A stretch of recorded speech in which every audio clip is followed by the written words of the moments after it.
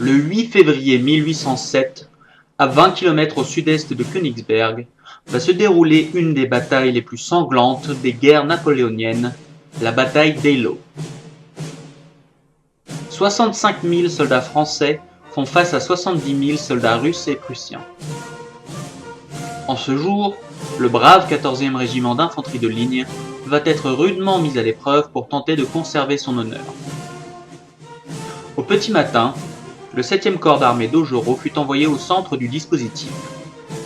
Le 14e, faisant partie intégrante de ce corps, fut envoyé en première ligne. Il se dirigea vers le cimetière d'Eylau, point clé stratégique de la bataille à venir. En pleine tempête de neige qui l'aveugle, le 14e en avant-garde fut le régiment le plus exposé à l'artillerie russe et subit ses premières pertes. Malgré les boulets et la mitraille, il infligea de lourdes pertes au premier régiment d'infanterie russe qu'il trouva sur sa route. Lorsque la cavalerie russe se décida à charger le 14e, celui-ci se mit aussitôt en formation carrée. Le corps à corps s'engagea sur plusieurs côtés, l'infanterie russe se mêlant aussi au combat. Dans ces combats, le sergent-major porte-aigle du régiment fut blessé, l'aigle fut donc confié à un brave du régiment. Ce dernier ne tarda pas à tomber à son tour d'un coup de mitraille. Dans une accalmie, le 14e se replia sur une butte toute proche. Extrêmement affaibli par ses combats au corps à corps, le 14e tenait son aigle et son honneur malgré tout. Mais les combats reprirent de plus belle. Les survivants étaient tous d'intrépides soldats, préférant la mort à la perte de leur aigle. Pendant ce temps, l'empereur suivait la bataille auprès de son état-major. Il aperçut alors cet intrépide régiment, entouré par l'ennemi, qui agitait son aigle pour prouver qu'il tenait toujours et demandait du secours. L'empereur, touché du dévouement de ces braves gens, fut résolu à les sauver. Il convoqua les aides de camp du maréchal Augereau pour transmettre l'ordre au 14e de se replier pendant qu'une brigade de cavalerie irait les soutenir. Comme il était d'usage du temps de l'armée impériale, ils se mirent tous trois en colonne, attendant chacun leur tour leur ordre de mission.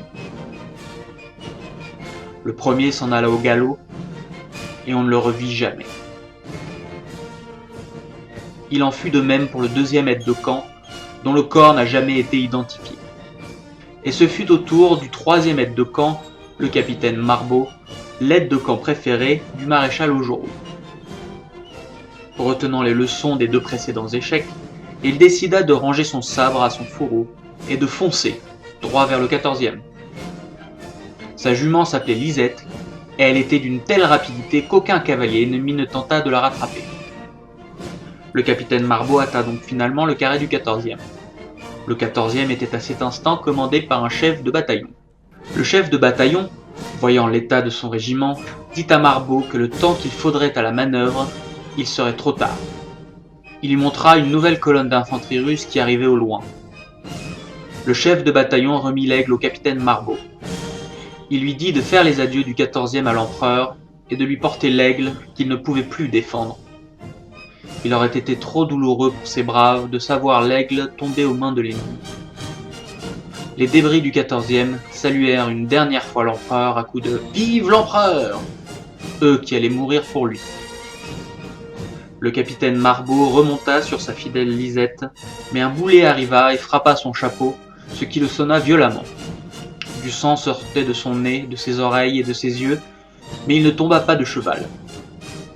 L'infanterie russe ne tarda pas à arriver, et pas n'importe quelle infanterie, c'étaient les grenadiers de Pavlovski, l'infanterie d'élite de l'armée russe. Un corps à corps terrible s'engagea, sans que le capitaine Marbeau ait le temps de quitter le carré. Peu à peu, il reprit ses esprits.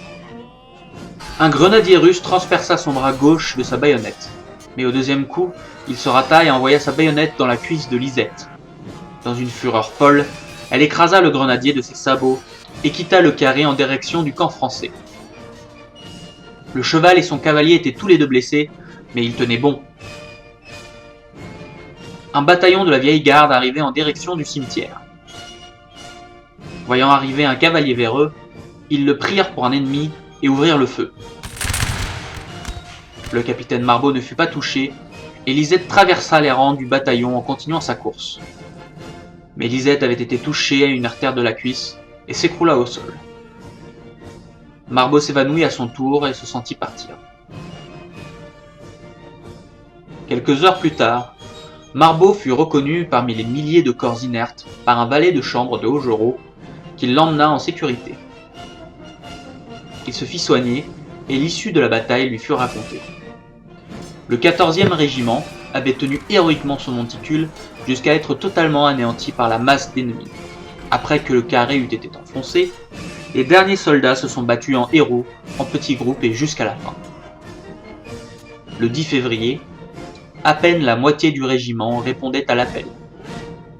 C'est le régiment qui a subi le plus de pertes durant la bataille d'Eylau. La vieille garde, croisée en chemin par Marbeau, avait reçu l'ordre de nettoyer la zone du cimetière. Ce qu'ils ont fait sans tirer un seul coup de feu. Et enfin, la charge des 12 000 cavaliers de Murat qui passèrent proche de Marbeau et manquèrent de l'écraser. L'issue de la bataille fut incertaine.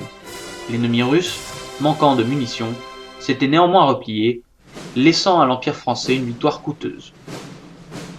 18 000 Français sont morts ou blessés et 25 000 du côté russe, faisant d'Eylau l'un des plus grands carnages de l'époque. Marbeau ne se fit grand espoir à propos de sa jument Lisette. Mais le domestique, qui aimait beaucoup Lisette, était retourné la chercher après avoir transporté le capitaine Marbeau. Fort heureusement, le froid avait fait coaguler sa plaie et le sang ne coulait plus. Elle put alors remarcher et rentrer au camp. Quant à l'aigle, il avait été ramassé par un grenadier du 105e. Il avait ensuite remis cet aigle à son colonel. Le capitaine Grémillon du 14e en fut témoin et obtenu la restitution de l'aigle.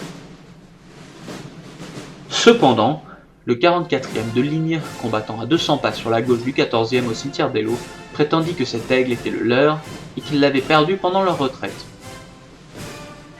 Après enquête, l'aigle fut définitivement restitué au capitaine Grémillon et au 14e. Son honneur et sa réputation furent ainsi intacts, au prix de nombreuses vies. En voyant l'amoncellement des cadavres du 14e régiment après la bataille, le maréchal Bessières dit à Napoléon : « Ils sont rangés comme des moutons. »« Comme des lions » rectifia l'empereur.